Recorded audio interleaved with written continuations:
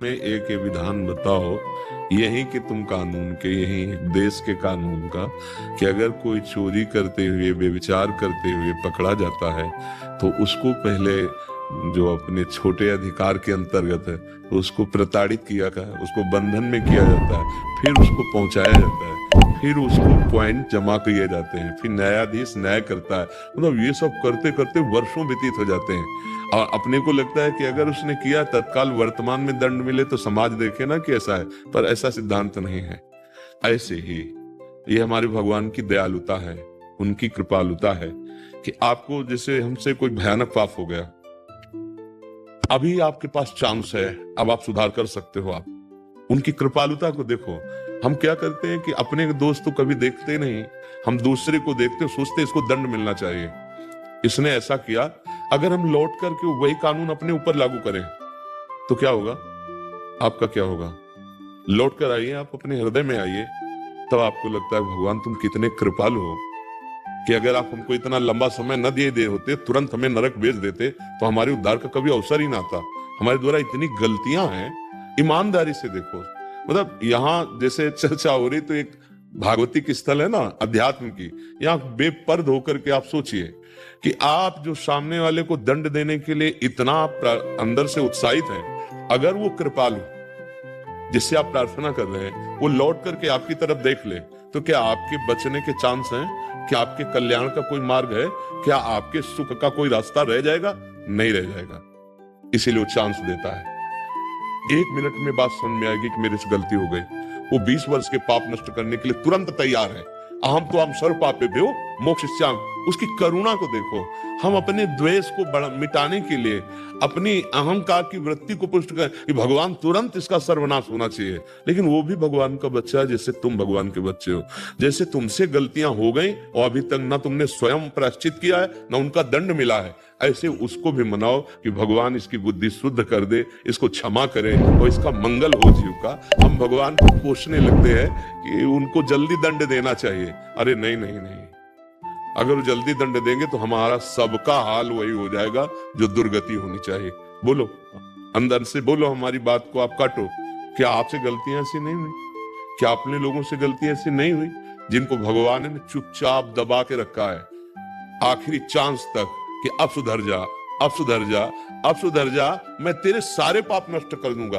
अब पीछे सुदुराचार हो तो बहुत बड़ा दुराचारी रहा, माना, लेकिन चांस है, मेरी शरण में हो जा। अब मुझे, तभी तो हम यश गाते हैं कि वो बहुत बड़े डाकू थे, फिर वो ब्रह्म ऋषि बन गए, वो बहुत बड़े वैश्यागामी थे, वो महात्मा बन गए। हम भगवान की कृपालुता को ना देख करके अगर उनसे दंड विधान मांग रहे हैं तो जरा अपने लिए भी मांग के देखें।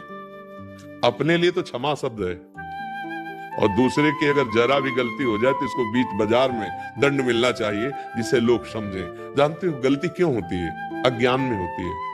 वो किसी से भी हो सकती है, किसी से भी हो सकती है। अज्ञान के कारण जब हम समझते हैं कि इसमें सुख है और उसे भोगना चाहते हैं तो सुख उसमें मिलता नहीं तो हम भाग पड़ते हैं। इस शरीर में नहीं तो इस शरीर में, इस शरीर में नहीं तो इस शरीर में। हमसे गलती से गलती सबसे हो रही है, सबसे। भूमि परत भाढ़ावर पानी तिम जीवे माया लपटानी। ऊपर से बात हम बना सकते हैं, लेकिन ईमानदारी की बात अंदर से सोचो तो गलती सबसे हो रही है। और वो महान पिता सबको चांस दे रहा है। सबको जब हद हो जाती है कि अब तुम सुधरने वाले नहीं हो, तब फिर सुधार के जो नियम है वो फिर दंड विधान लागू हो जाता है। नहीं, हमारे भगवान इतने कृपालु हैं कि आखिरी हद तक क्षमा ही क्षमा करते हैं। उनकी महानता को देखो। जैसे आपका लड़का दूसरी जगह कोई अपराध कर रहा है तो दूसरा सोच सकता है कि इसको दंड मिलना चाहिए, लेकिन आप इतने वात्सल्य में इतना झुक सकते हैं। तो वात्सल्य समुद्र भगवान जो सबका पिता है, सबको बराबर प्यार करता है, तो हमें लगता है कि हम ज्यादा दंड देने पर ध्यान न दें।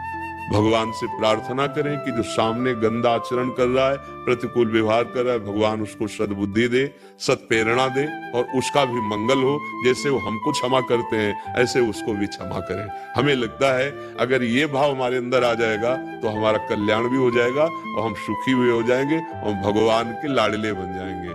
पर हमारी दशा गलत है।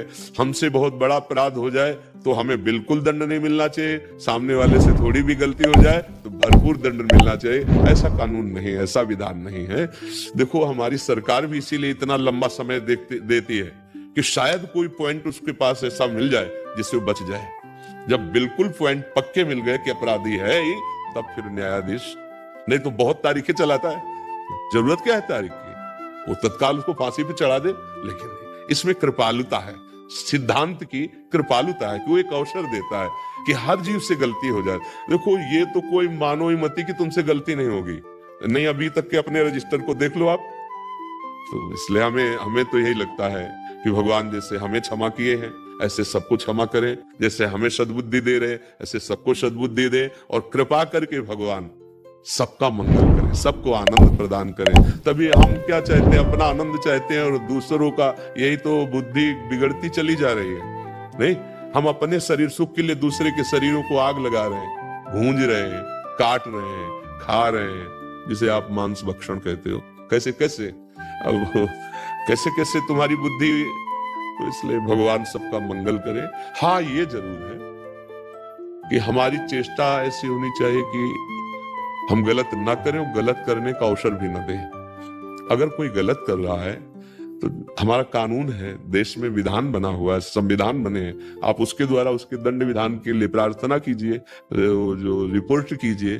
पर हम अंदर से यही चाहेंगे कि हमारी जैसे गलती भगवान क्षमा करते हैं, हमें सद्बुद्धि देते हैं, ऐसे दूसरे को भी दें, क्योंकि गलतियां होती ही अज्ञान से हैं। चाहे जितने आप बुद्धिमान बनते हो, जब भोगाकर्षण होगा तो तुम्हारी बुद्धि का अपहरण हो जाएगा और वो गलती हो जाएगी। अगर समाज में प्रकाशित हो जाए तो लोग कहेंगे ऐसा है ये आदमी, लेकिन भगवान ने उसे गुप्त कर दिया।